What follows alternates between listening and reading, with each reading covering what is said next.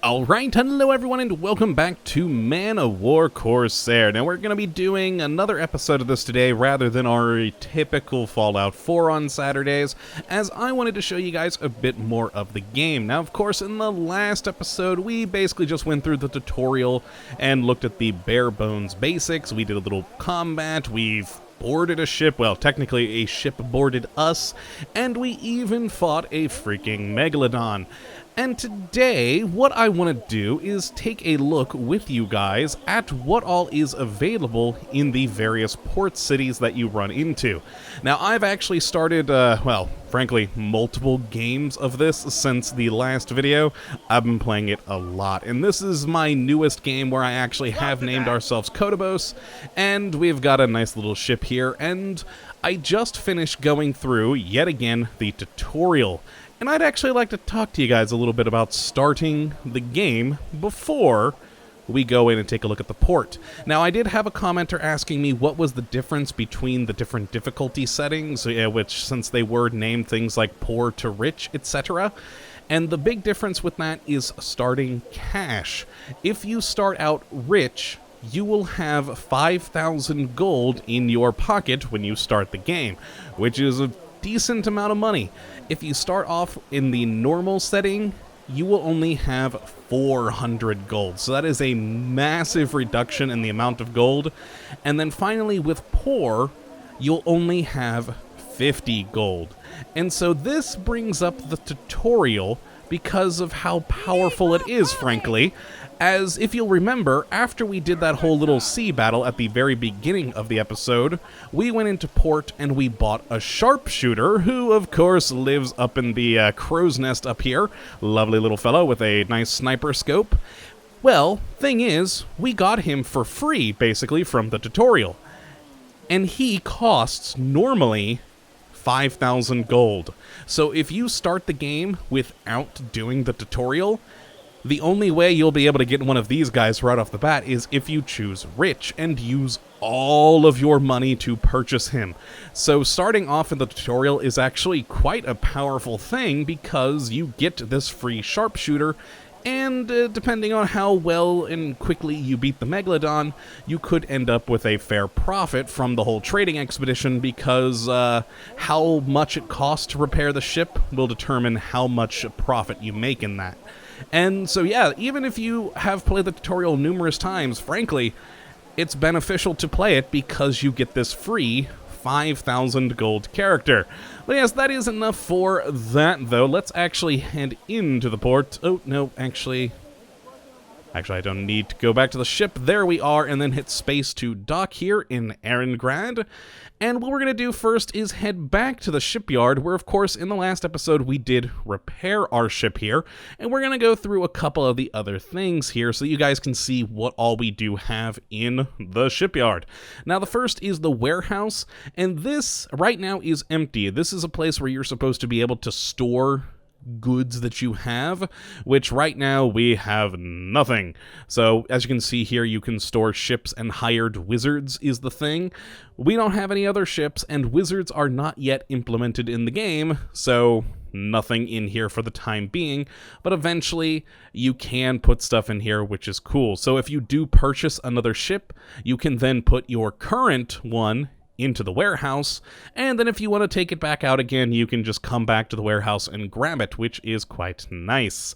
Now, the next is, of course, purchasing ships. Now, at the moment, there are not many ships in the game. I believe there's, right now in this pre-release, because again, guys, this version of the game is a pre-release preview of the early access version of this game, so still a little early.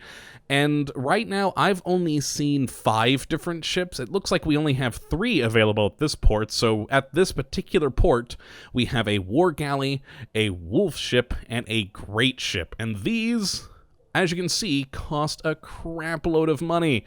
The war galley at 50,000 gold, the wolf ship at 100,000, and the great ship at 150,000. Oh my god, that's a lot of money.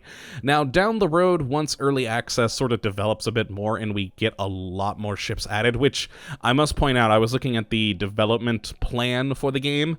They have a lot of ships they plan on adding. Early on, in early access, we should get about, I think, 11 different ships that you can purchase. Eventually in the game, there's going to be multiple dozens of ships, all based off of the different nations and groups in the game. So I believe these are all Imperial ships. Yes, powerful Imperial ship. And so that's what we have available to us at this port. If we actually go back to the original port that we started off in the tutorial, there should be 2 other ships here, but unfortunately you can't purchase them because it says you'd need a heavy port to buy them, so I don't know even though I was showing them in here, but oh well, at least at this port we do have a couple of ships that we could get, which is quite cool. And you can see here, you're gonna need to make a lot of gold before you can purchase an additional ship. Hopefully one day, maybe we could steal them. That'd be awesome. But for now, you just have to purchase them. Now, the next is refitting, which is a cool way of just upgrading your ship. So if you can't afford a new ship and you just rather make your current one better, well, here you go. We have a variety of ship upgrades, from increasing the cargo hold, reinforcing bulkheads so we can take more damage, a streamlined hull so we can go a bit more quickly, I believe. Hold on. Apply careful maintenance to streamline your ship's hull, yeah, basically. Fire pumps, a rudimentary beam engine driving a pump for putting out fires, which could be quite useful. We then, of course, have some armor plating right here, which definitely would be good. Heavy timbering, again, to strengthen the ship, which will just make you harder to kill. And then a variety of cannon upgrades, the first being additional port cannons, then additional starboard cannons, then long-range cannons, and finally heavy cannons. And so you have a decent number of upgrades that you can add onto your ships to make them better and better. So either more survivable, holding more cargo, or of course, dealing more damage. It's all up to you on how you want to spend your money, though as you can see, some of these are also very expensive. Heavy cannons or the long-range cannons being 30,000. Frankly, at that point, you might just want to buy another ship, but then again, you may be very attached to your particular ship and just want to make it better. So that is the upgrades available, again, at the moment in this early preview of early access. So I cannot stress that enough. Now then, of course, we have the repair ship, which we already did in the last episode. Next is purchase firearms. Now, you remember when we were walking around on the deck, when we were getting boarded by the greenskins, we had a just kind of crappy blunderbuss.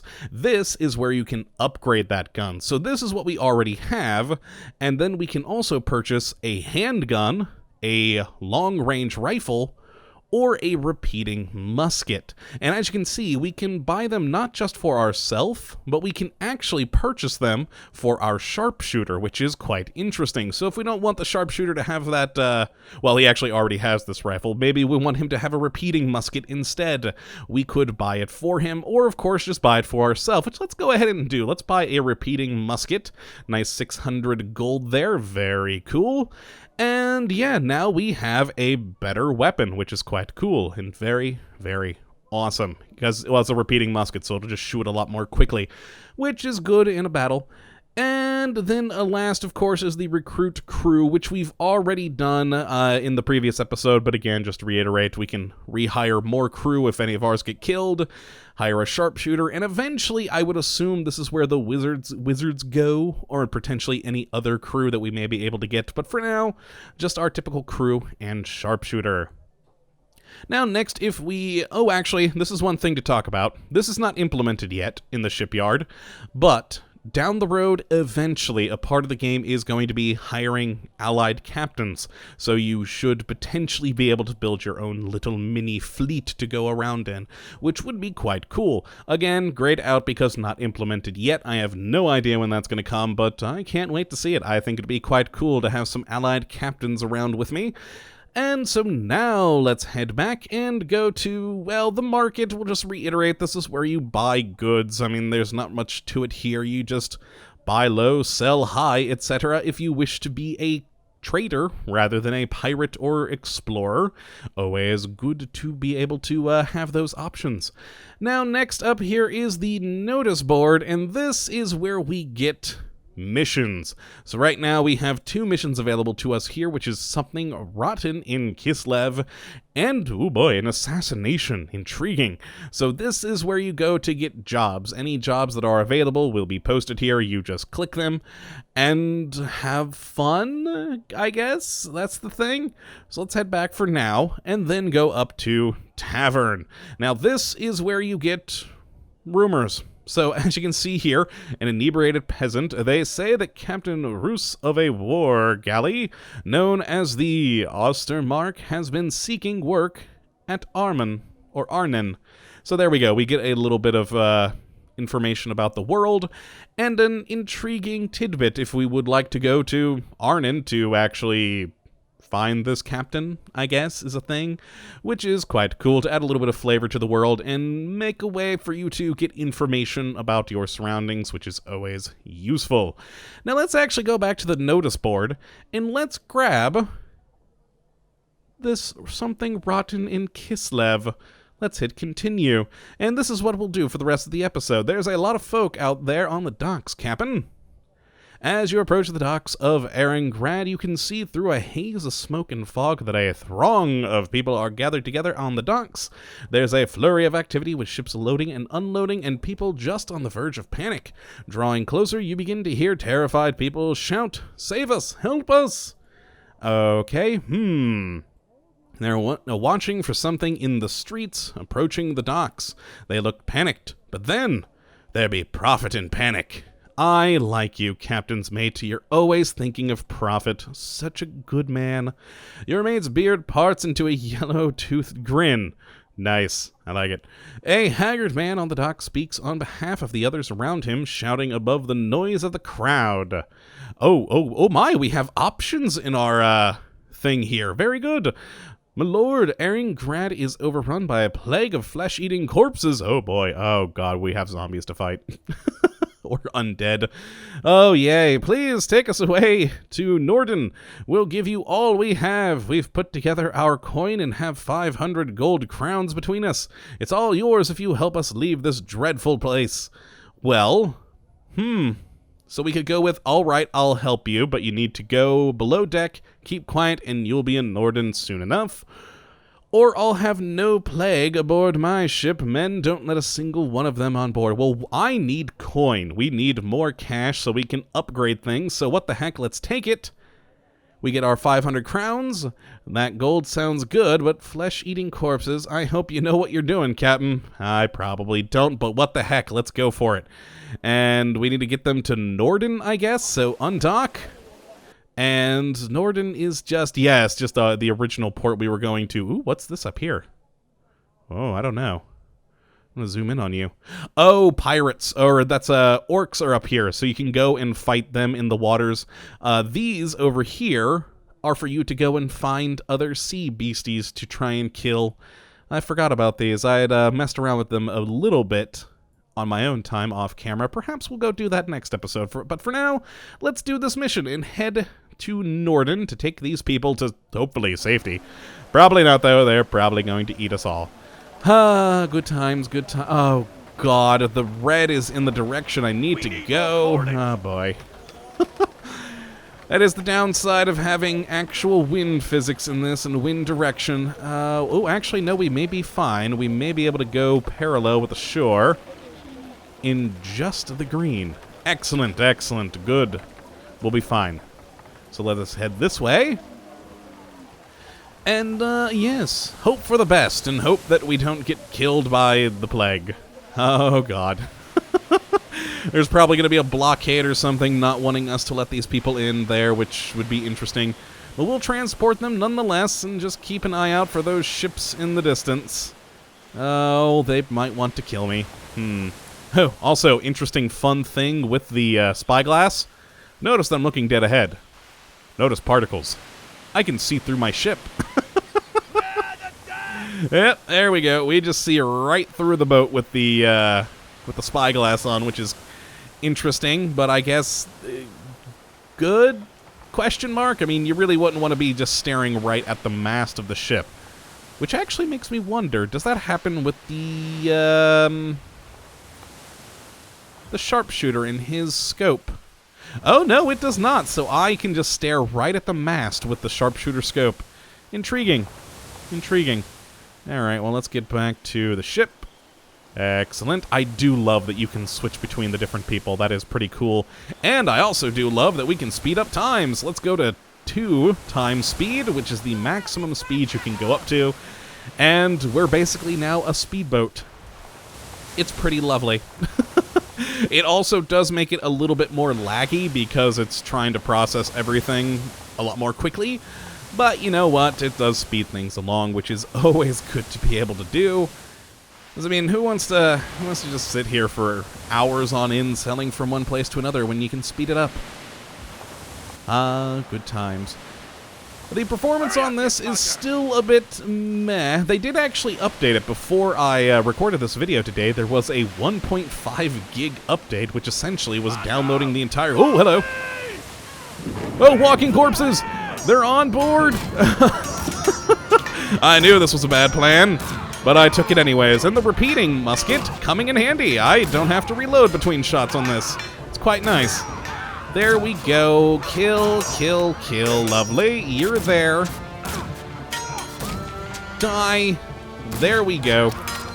Oh, there's one more, or 2 more. There we are. We've defeated them. And we're, I guess, good now. Throw the foul things overboard, lads, in case they think about getting back up again. Okay, so my plan of taking the undead was a bad idea. We'll need a few good lads to go down in the hold and see if anyone else is left alive. It's a good thing we received their payment up front. Too true. I'm glad I did take the coin then. But alright, so that is what happens with that particular mission. Oh, and if anyone got bit, don't go keeping it a secret. I'll see to them. I like you, Captain's mate. You're alright. You're alright. So yes, we had a small little zombie invasion. Lovely. That's always... That's good. Let's actually dock up at Norden still, because I did want to show you those other 2 ships that were at least here last time I was here.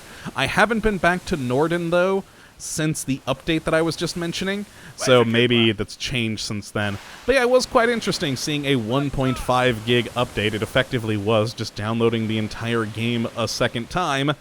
And, yeah, the performance seems about the same with this new update, so I was hoping it would improve, but oh well, what are you gonna do?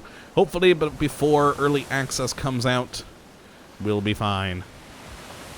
Oh god, I'm turning into the bad winds to head into Norden. We might be fine, though. It looks like we'll be in the orange, heading straight towards the port. Overall, though, we should be good. Only going 26 knots, though. I do actually like that we do have to deal with the wind. I do enjoy that. Though if we do, I haven't actually showed you guys this, if we do turn into the wind, we do still move, but only at about 8 or 9 knots or so. 9 knots, as you can see there. And if we turn into the orange, we get about 23 knots or so. And then in the green, you get, I believe, about 36 knots, at least with this particular ship, which I believe is called a Corsair class. So that is how the wind stuff works, which I do enjoy, because, well, it makes it a bit more interesting with sailing. But at the same time, it also can be very bad when you have to zigzag your way into a port because you can't get a good wind at your back. But, oh well, c'est la vie. So let's just coast on into port here, as the weather changes and lags slightly. Oh, it looks like the sun's rising over there. Lovely, lovely, very good. And we can dock. Perfect! So do we have to, like, go back to the notice board and finish? Oh, the advisor to the Empire. Nope, we're good, so we just got the money. Excellent. So let's go to the docks and check the purchase ships. Ah, yes, here we go. So we do have this new ship, I believe, the Hellhammer. I believe the others we saw at the previous port, but here at this particular one, we can at least see the War Galley, Wolf ship. Iron Fist, Hellhammer, and Great Ship. Actually, I believe the Iron Fist is new too, because I think the Great Ship we had over here. Though this is what confused me, because at the last port, as you guys saw, we only had access to 3 ships the 3 ships we could buy. So why these are here if I can't purchase them? Is a little strange, but yes, a Hellhammer and an Iron Fist are 2 additional ships that are currently in the game, which is quite cool. Maybe they're not quite fully implemented yet, and that's why we can't get them, but we could buy the Great Ship at the other port, so then again, I don't know why they're here then. Oh well, but I do believe that that's a good stopping point for today's episode. A bit shorter than the last one, but it's all the stuff here in the port that I really wanted to show you today. In the next episode, I have no freaking clue when it is, we'll be taking a look at hunting other sea monsters, see if we can see some others besides the megalodon. I think that'll be cool. And yes, and then excitedly prepare for April 15th when this does officially release early access. And I'll be a happy, happy man. Hopefully many things added by then, but I do hope you guys have enjoyed this extra little look of this early access preview, and that you do come back for the next. But until then, thank you for watching, and as always, have a good one.